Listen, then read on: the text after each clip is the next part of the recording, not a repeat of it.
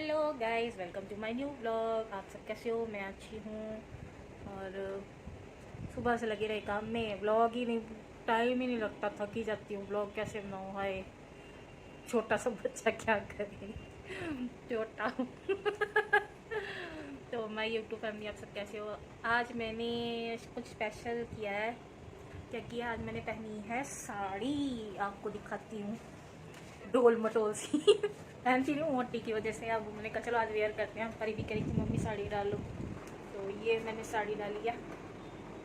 दिखा रही हूँ, मोटी हो गई हूँ इसलिए नहीं डालती हूँ। पतले पे साड़ी अच्छी लगती है। बाकी बाकी दिखाएगी परी कि कैसी लग रही हूँ साड़ी में।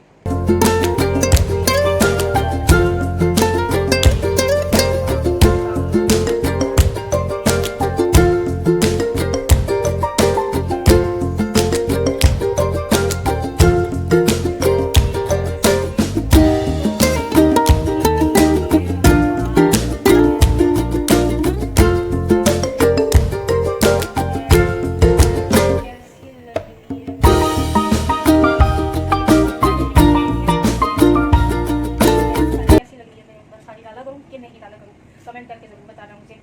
बाकी कैसी लगती है साड़ी? ये शिफॉन की साड़ी है, ग्रीन कलर और ब्लू कलर कॉम्बिनेशन है। तो एक बार फिर से कैसी लगी है साड़ी? परी कैसी लग रही है? डोरेमोन। डोरेमोन। तो ये रही परी, और ये रही छुन छुन छुन छुन छुन छुन, मम्मी की रानी। और ये रहे चंटू बंटू। क्या खलारा डाला इन लोगों ने। आज सफाई करूँगी घर के काम से। ये देखो, चंटू के सारे बाल उखड़ गए हैं। आज डॉक्टर को दिखाने जाएंगे चंटू को भी, इसको बंटू को। ये देखो चंटू कितना सुंदर सुंदर है। चलो इसका पिंजरा करते हैं बंद, नहीं तो चंटू को पकड़ना मुश्किल हो जाता है। गाइस ये देखना, मेरे हाथ पे निशान दिख रहा होगा, ये चंटू ने काटा था। दिख रहा है कि नहीं? ये वाला रोशनी में दिखाती हूँ। ये चंटू ने काटा है। तो गाइस आज मैंने डाली साड़ी, बस थोड़ी देर के लिए, क्योंकि साड़ी वेयर करना मेरे बस की बात नहीं है। मुझसे ज़्यादा देर डाली नहीं जाएगी। शौक में डाल लिया है तो बस। तो गाइस आज छुन छुन को भी इसकी एक वैक्सीन लगने को है, और बंटू को भी दिखा के आऊँगी। अकेले में कहाँ तक ब्लॉग बनाऊँ, यही दिक्कत है। पर ही तो बनाती नहीं, इसको बोलती हूँ कि ब्लॉग की स्टार्टिंग कर दिया कर, या कुछ भी है, वो सिर्फ अपने इंस्टाग्राम में बिजी रहेगी। ये चैट, वो चैट, फलाना चैट, बस। और कुछ नहीं करना उसने। और हाँ गाइस, वो जो स्टोरी बता रही थी वो रह गई थी अधूरी। तो आप ये सोच रहे हो कि मैं ये स्टोरी क्यों बता रही हूँ। तो गाइस ये 20-25 दिन से उस लड़की ने मेरी लाइफ झंड कर दी है, मतलब लाइफ की माँ बहन कर दी है। तो मैंने उसको ब्लॉक मार दिया, और जो उसका अभी प्रेजेंट हस्बैंड है उसको भी ब्लॉक मार दिया। और हाँ, तो मैंने आपको कहाँ तक बताया था इसके हस्बैंड को रूम दिलवा दिया था, मतलब इसको रूम दिलवा दिया था, अपने पार्लर में जॉब भी दे दी थी, और रूम भी अपने पास वाली बिल्डिंग में दिलवा दिया था। तो दिलवाने के बाद तो इसका क्या चक्कर था कि इसका हस्बैंड कुछ भी नहीं लेके आता था खाने पीने के लिए। जहाँ जॉब लगवाई भी थी वहाँ से, गाइस एक मिनट रुकना, मैं ना इसको फ़ोन को नीचे रख लूँ क्योंकि मेरे हाथ कांप रहे हैं, हाथ बहुत हिलते हैं मेरे। तो एक मिनट मैं इसको फ़ोन को सेट कर लूँ। हाँ, फ़ोन जैसा भी मेरा ट्राईपॉड ना, इसने छुन छुन ने चबा के ना ख़राब कर दिया। तो मैंने इसको जॉब दिलवा दी थी, सब कुछ सेटल हो गया। तो गाइस इसका हस्बैंड ना वहाँ से, जहाँ जॉब लगवाई थी इसकी मैंने, वहाँ से एडवांस लेके फरार। 3-4 दिन हो गए वो आया नहीं। तो ये बनती इसको खाना बना के सुबह का और दोपहर का और रात का खाना बना के मैं सुबह को मेरे रूम पे आ जाती थी, और घर पे खाना पीना खा के, चाय चुई पी के हम लोग पार्लर चले जाते थे इकट्ठे। लंच बना के मैं साथ में ले जाती थी, तो लंच भी, और इसकी लड़की मेरे पार्लर में साथ में ही जाती थी। वो ऐसी थी, 2-3 साल की थी। तो लंच बना के, मैंने सुबह उठना जल्दी, लंच बना के साथ में ले जाना। मैं बाहर का नहीं खाती थी खाना, मैं घर से ही बना के लेके जाती थी अपना। तो इसका टिफ़िन भी 3 जनों का खाना लेके जाना। फिर आना पार्लर से 9 साढ़े 9 बजे रात को पार्लर से आना, फिर मैं खाना बनाती थी, फिर इसका भी बनाती थी, इसकी बच्ची का भी बनाती थी, और अपने पूरे घर का खाना बना के फिर खा के फिर जाके कहीं मेरे को 12 साढ़े 12 बज जाते थे रेस्ट करने के लिए, सोने के लिए। तो ऐसे चलता रहा, हफ्ता हफ्ता हफ्ता चला ऐसे। इसका हस्बैंड नहीं आया, इस टाइम पीरियड में इसका हस्बैंड नहीं आया तो मुझे आया गुस्सा एक दिन। तो गाइस, मैंने बताया था आपको कि मेरे ब्रांच मैनेजर जहाँ मैं पहले जॉब करती थी, तो वो एक अच्छा फ्रेंड भी बन गया था। तो मैंने उसको बोला फ़ोन करके कि भी संजीव, अगर कोई हो तुम्हारी नज़र में ना लड़का शादी के लिए, डिवोर्सी हो या थोड़ा एजेड हो, ज़्यादा एजेड भी नहीं, मतलब इससे मेरी रूममेट से 7-8 साल बड़ा हो या कुछ भी। मैं कहा अगर कोई हो तो मेरे को बताना। तो कहता क्या हुआ? मैंने कहा ऐसे नक्कू की दूसरी शादी करवा देते हैं, क्योंकि देखो लड़की है साथ में और छोटी है। अगर कोई अच्छा लाइफ पार्टनर आता है लाइफ में तो आगे बढ़ने में कोई हर्ज नहीं है। बाकी अब मैं इसको देखूँगी, जो फैमिली जो भी है मैं ही हूँ अब इसकी। तो उसने बोला कि ठीक है रश्मि, मैं ना अपने ना दोस्त है एक, उसको मैं पूछता हूँ। मगर ठीक है। जहाँ हम रहते थे ना उसके थोड़ा सामने कोई ठेका था शराब का। तो उस बंदे वो जिसको संजीव ने फ़ोन करके पूछा, वो हमारे सामने वाले ठेके में शराब बेचता था बंदा। उसको कॉल किया तो वो उसके जो मेरी रूममेट थी उसके रूम पे संजीव आया और उस आदमी को बुलाया, और साथ में मेरी रूममेट भी थी। तो हमने मतलब शादी की बात ऐसे से चलाई। तो वो ठेके वाला बोलने लग गया कि मैडम आप कहाँ रहते हो? मैं कहा यहीं सामने। कि मैं यहाँ 3-4 साल से हूँ, मैंने तो आपको देखा नहीं। मैं कहा भैया मैं ड्यूटी जाती हूँ, ड्यूटी से सीधा घर से जॉब, जॉब से घर। कि नहीं, और होता ना, एक लेडीज़ मार्केट जाती है, अपने घूमने फिरने जाती है। मैं कहा मैं कहीं नहीं जाती हूँ घर से, अगर आपने नहीं देखा तो पता नहीं क्यों नहीं देखा। मैं कहा मेरा तो सवाल ही नहीं उठता कि मैं उसको देखूँ, ठेके की तरफ कौन लेडीज़ कौन देखेगी। तो उसने कहा कि भी हमारे गांव में ना परिवार में ही है, मतलब मेरी माँ और उस जिससे शादी करवानी थी उस लड़के की माँ एक ही गांव के हैं। तो मेरी वाइफ को वो लड़के की माँ बहन समझती है। तो मैं एक ही लड़का है, 3-4 बहनें, उसकी शादी हो गई है, एक बहन की डेथ हो गई है, अकेला लड़का है और बाप है बस। तो मैं कहा खाता पीता तो नहीं है? कि नहीं। तो उसने बोला कि चलो ठीक है मैं बुला लेता हूँ लड़के को, आप मिल लो। मैं कहा ठीक है। मैंने अपनी रूममेट से पूछा, ये नहीं है कि भी मैंने अपनी तरफ से सब कुछ करती रही हूँ, उसको हर चीज़ पूछती रही हूँ। जब उसने हाँ की है ना तभी मैंने बात की है, नहीं तो मेरे को क्या ज़रूरत है यार किसी की लाइफ में इंटरफेयर करने की। तो उसने लड़के को बुला लिया 1-2 दिन के बाद। तो लड़का, उसका बड़ा भाई के ताऊ का लड़का और थे उसके 1-2 रिश्तेदार ना, 3-4 लोग आए थे। तो हमने बातचीत की, मैंने लड़के से बात की। तो लड़का बातचीत में ठीक था, सिंपल सोबर सा ठीक था। जो भी एक बार मिलने से थोड़ी ना बंदे की फितरत का पता चलता है कि बंदा कैसा है क्या है। तो हम लोगों ने बातचीत की। तो उस लड़के का नंबर मैंने लिया था, मैंने अपनी रूममेट को नहीं दिलवाया था कि मैं बातचीत करूँगी, मेरे फ़ोन से तुम लोग बात करना। चलो ठीक है। लड़के ने 1-2 बार मुझसे फ़ोन पे बात की। इस बंदी ने उसको अपना नंबर दे दिया और उसका नंबर ले लिया। ठीक है, ये भी नहीं सोचा कि आगे बात पक्की होगी या नहीं होगी। उस बंदे को पता नहीं क्या क्या बोल के, चलो भी ज़्यादा नहीं हुआ, 4-5 दिन हुए होंगे, वो लड़का अपनी बहनों को लेके गाड़ी में अपने घर से, उसका घर पड़ता था बिलासपुर से आगे ना, बिलासपुर में पुल क्रॉस करके ना कोई गांव है, मुझे नहीं मालूम, याद नहीं है मेरे को, याद के पता ही नहीं है, भूल दिमाग से निकल गया कौन सा गांव क्या है। तो वो गाड़ी करके आए, सारे लोग आए और एक दिन रुके। उनके लिए, सबके लिए चाय नाश्ता खाना पीना सब मैंने अपने घर पे खुद बना के दिया। तो आए, रात को रुके। रुकने के बाद अगले दिन सुबह उन्होंने क्या किया, तड़के ही तड़के इसका, मेरी रूममेट का जो सामान था, कपड़े लत्ते, वो साथ में ले गए थे। और ये बोलने लगे कि भी हम बिलासपुर में ही ना कोर्ट मैरिज करवा देंगे, आप आ जाना शादी में, पहले हम कोर्ट मैरिज करवाएंगे फिर उसके बाद घर में धूमधाम से। मैंने कहा ठीक है, जिस दिन होगी मेरे को बता देना, मैं आ जाऊँगी।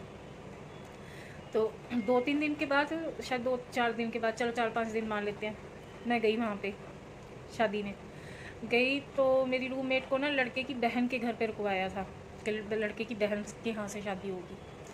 तो मैं उसकी बहन के यहीं पे गई तो वहाँ ये बंदी मेरे से थोड़ी देर बात की, इसने, मेरी रूममेट ने, फिर इसने मेरे को इग्नोर कर दिया, बात नहीं की।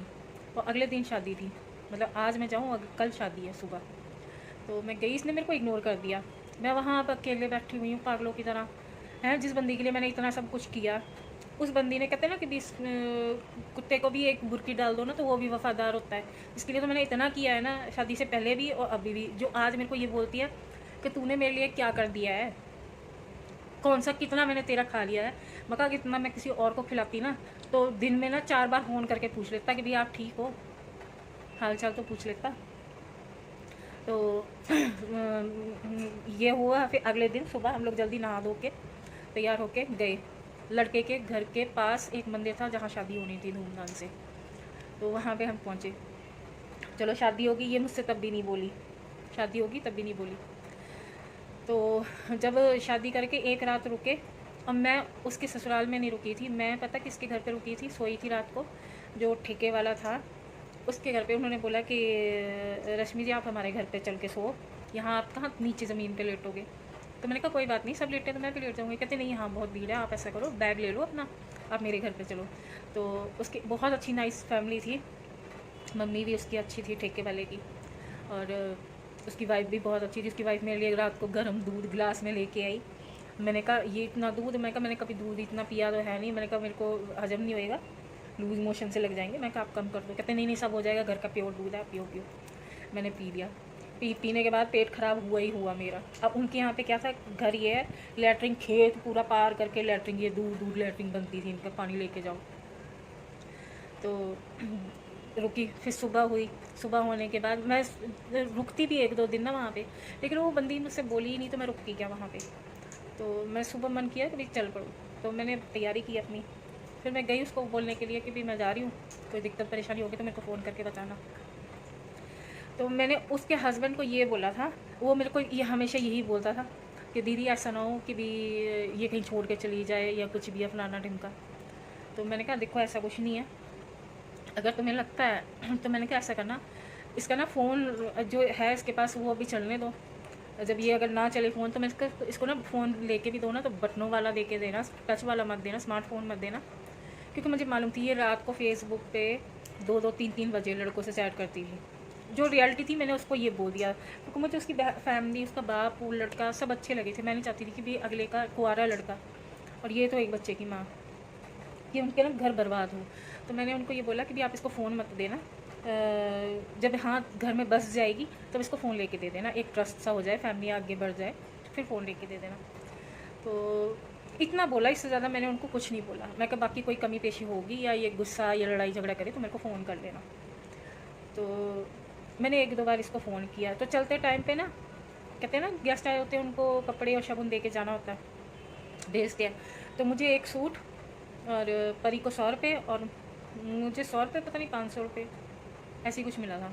और उसकी बहनों ने, सब ने, मुझे 3-4 बहनें थी, उन सब ने मेरे को 100 रुपये दिए और परी को भी शायद 100 रुपये दिए थे, याद नहीं है। तो 100 दिए थे।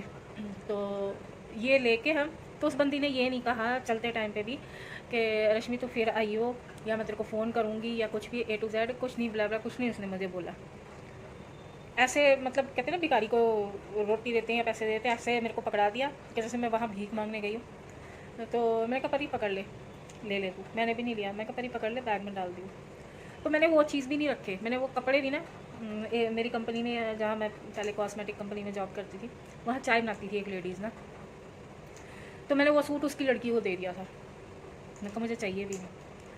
तो हो गया ये। उसका हस्बैंड फिर आया कुछ टाइम बाद के, कुछ हाँ 10-15 दिन बाद आया होगा। तो जो मेरी रूममेट का सामान था, एक दीवान बेड था जिसमें इतना बड़ा होल था और बर्तन टिंडे बोरियों में भरे हुए थे, ये सब उसको खुद पैक करके गई थी, सिलाई मार के बोरियों में, थैलों में पैक करके। तो वो ठेके वाले ने अपने रूम पे सारा सामान रख लिया था। मेरे ये हो कि भी मेरे कमरे में हो, उसने अपने ठेके वाले ने अपने रूम में, क्योंकि जहाँ कमरा दिलवाया था वो कमरा भी तो खाली करना था, तो वो कमरा खाली करवाया। ठीक है, सामान उसके पास। उसका हस्बैंड आया जब मैं पार्लर में थी अपने, तो इसका हस्बैंड पीछे से आया गाड़ी लेके और वो सारा सामान ठेके वाले के पास से ले गया। ये मेरे को फ़ोन करती, वैसे कभी नहीं फ़ोन किया, मेरे को फ़ोन करती, मेरा इतना सारा सामान था, मेरा सामान कहाँ चला गया। मैंने कहा देख, ना तो मैंने उसके रूम पे रखा और ना ही मैंने वो जाते हुए देखा, ना मैंने कहा तेरा हस्बैंड मेरे को मिला, ना उसने ये बोला कि भी मैं सामान लेके जाऊँ, मुझे तो पता ही नहीं है, तू आज फ़ोन करके बोल रही है कि भी हाँ वो फ़ोन सामान ले आया, मेरा इसमें एक फ़ोन था, पता नहीं क्या क्या ब्ला ब्ला ब्ला बोलने लगी। तो मैं कहा देख मुझे नहीं है कुछ पता, ठीक है। तो ऐसे हो गया वो उस दिन की बात। फिर उसके अलावा जैसे मैंने फ़ोन कभी किया तो उसने उठाया नहीं, मैंने उसके ससुर के फ़ोन पर फ़ोन किया तो उसने उठाया नहीं, तो इसने इग्नोर ही कर दिया। मैं कहा चल छोड़, पहले नहीं बात करनी है तो ठीक है, मुझे भी शौक नहीं चढ़ा कि भी मैं अपनी बिज़ी लाइफ में तुझसे बात करूँ। तो 1 साल ऐसे बीत गया, 1 साल बीत गया। तो जब भी फ़ोन आया ना, इसके हस्बैंड का फ़ोन आया कि दीदी आज इसने ये राड़ा डाला, आज वो कर दिया। मैं कहा अच्छा मेरी बात करवा, मैं समझाती हूँ उसको। कहती मुझे नहीं बात करनी इससे, मुझे नहीं बात करनी है इससे। मैं कहा चल ठीक है। मैं कहा देखो भाई, उस लड़के का नाम सुभाष था, तो सुभाष है उसका नाम। तो मैंने उसको बोला, मैं कहा देख अगली जब मुझसे बात ही नहीं करना चाहती है, मैंने उसको साफ सीधा बोला। मैं कहा आज से 10 साल पहले ये मेरे साथ रूम शेयर किया, ये मेरी रूममेट है, मेरी कोई बहन नहीं है, ये है वो फलाना ढिमका। मैं कहा अब ये हो कि भी बहन होती तो चलो मैं 2 थप्पड़ लगा के समझा भी दूँ। मैं कहा मुझे नहीं मालूम, अब जो भी है तुम अपने हैंडल करो, ठीक है।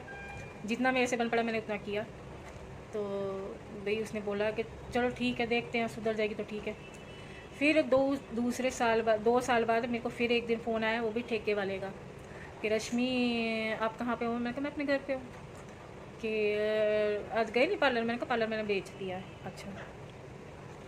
तो कहने लग गया कि भी ऐसे ऐसे ना अब उस लड़की का मुझे नाम लेना ही पड़ेगा। उसका नाम है नताशा उर्फ परी, अपने को परी बोलती है, मेरा नाम परी है, और वैसे बताती है मेरा नाम नताशा है, और मैं उसको नक्कू बोलती थी। तो अब जब भी मैं नक्कू बोलूँ तो समझ जाना मेरी रूममेट।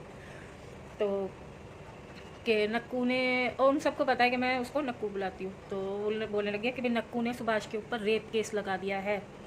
तो मैंने कहा रेप केस? कि हाँ। मैं कहा तो इसमें मैं क्या कर सकती हूँ, लगा दिया, अब तुम लोग देखो भाई, वो तो मुझसे बात नहीं करती 2 साल हो गए। तो कहने लगे कि भी आपको ना सुभाष फ़ोन करेगा या उसकी बहन फ़ोन करेगी, तो आप प्लीज़ उठा लेना। मगर चलो ठीक है देखती हूँ। तो इसकी बहन का पहले मुझे फ़ोन आया, तो कहती कि दीदी आप ऐसा करो ना कि आप ना उसको समझाओ, आप बात करो। मैं कहा अगली बंदी मुझसे बात करने को राज़ी नहीं है तो मैं क्या समझाऊँ उसको।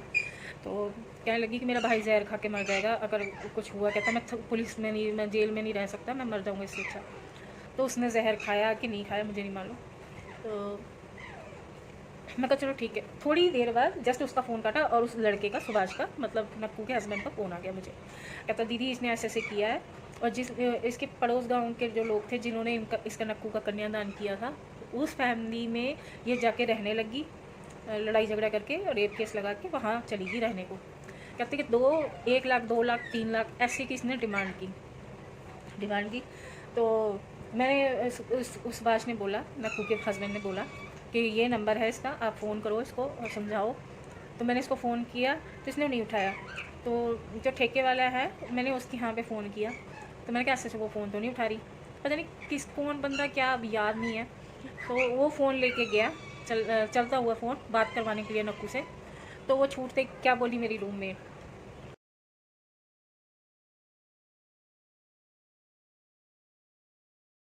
हमजादी को मेरा नंबर किसने दिया। तो ये मेरे को गालियाँ काटनी पड़ेंगी, गालियाँ पता नहीं कॉपीराइट ना आ जाए, तो मैं गालियाँ काट दूँगी जो मैंने अभी दी हैं। ब्ला ब्ला उसने मेरे को गालियाँ दी, वो मैंने फ़ोन पे सुन ली। फिर उसके बाद कुछ दिनों बाद जब ये मैटर शॉर्ट आउट हुआ, लड़के वालों ने पैसे भरे, मुझे यही बताया गया, अब मुझे नहीं पता क्या हुआ क्या नहीं। तो कुछ टाइम बाद इसका फ़ोन आया मुझे, नक्कू का, बोली कि तू फ़ोन कर रही थी, तू इनको फ़ोन क्यों करती है। मैं कहा मैं क्यों करती हूँ, मैं यही लोग करते हैं, मैंने कभी नहीं किया, चाहे कॉल डिटेल निकलवा ले। मैं कहा इनका ही है, मैंने कभी नहीं किया। तो तुझे पता है इन्होंने कोर्ट मैरिज नहीं की थी मेरे से, एक स्टैम्प पेपर में लिखवाया था कि हम इसको नौकरानी बना के लेके आए हैं, तनख्वाह पे इतनी इतनी तनख्वाह, और शादी नहीं थी। मैं कहा जब कोर्ट मैरिज कर रही थी तब मैंने कहा पढ़ा नहीं था पेपर, वकील तो देता ही है ना कागज़ पढ़ने को। मैं कहा पढ़े नहीं तूने, अब तू बोल रही है कि नौकरानी बना के। मैं कहा 2 साल से चुप बैठी थी, तब क्यों नहीं तूने मुझे बताया। तो मुझे अभी पता चला है, जब मैंने ये पुलिस केस किया तभी मुझे पता चला है, नहीं तो मुझे भी नहीं पता चलता। चलो ये यहीं तक। तो मैंने कहा चलो ठीक है गाइस, ब्लॉग हो गया आज फिर बहुत बड़ा, तो आप लोग देखते हो नहीं, तो आज इतना ही रखते हैं, फिर आगे की स्टोरी मैं कल आपको बताती हूँ। इसने बहुत बड़े बड़े कांड करे हैं, अभी आपको धीरे धीरे बताऊँगी। तो चलो इतना ही, बज गए हैं 6:30। तो डॉक्टर जो है, जिस डॉक्टर को मैं दिखाती हूँ वो सरकारी डॉक्टर है, तो वो दिन भर हॉस्पिटल में रहता है, शाम को अपने क्लिनिक पे आता है। और छुन को ओसी की दवाई सूट करती है, तो शाम को आएगा 7 बजे तक। तो मैं इसको लेके जाऊँगी तो आपको ज़रूर बताऊँगी और दिखाऊँगी भी कि भी छुन का क्या होता है। छुन वहाँ पे जाती है, उनकी क्लिनिक का गेट ही देखती है और दौड़ती है क्योंकि आज इंजेक्शन लगेगा, तो वो चीज़ है। तो गाइज़ और मैं कपड़े भी चेंज करूँ, साड़ी पहन के मेरी सांस ऊपर नीचे हो रही है, मैं खुले डुले पहनती हूँ अपने कपड़े। तो फिर मिलेंगे, जो भी मैं वीडियो आगे बनाऊँगी क्लिनिक वगैरह की वो कल के ब्लॉग में दिखा दूँगी आपको, क्योंकि यही ब्लॉग बहुत लंबा हो गया स्टोरी के चक्कर में। तो गाइज़ आज का ब्लॉग अगर अच्छा लगा हो और मेरी साड़ी जो मैंने वेयर की है वो अच्छी लगी हो, कमेंट करके ज़रूर बताना कि मैं साड़ी पहना करूँ या नहीं। तो फिर मिलेंगे नेक्स्ट ब्लॉग में। और guys please support me my family, आप लोग कमेंट करके ज़रूर, तो कमेंट करते हो ना तो अच्छा लगता है, खुशी होती है कि ये हाँ कोई है। तो बस इतना ही, तो मिलेंगे कल, तो चलते हैं, बाय बाय परी, चलो।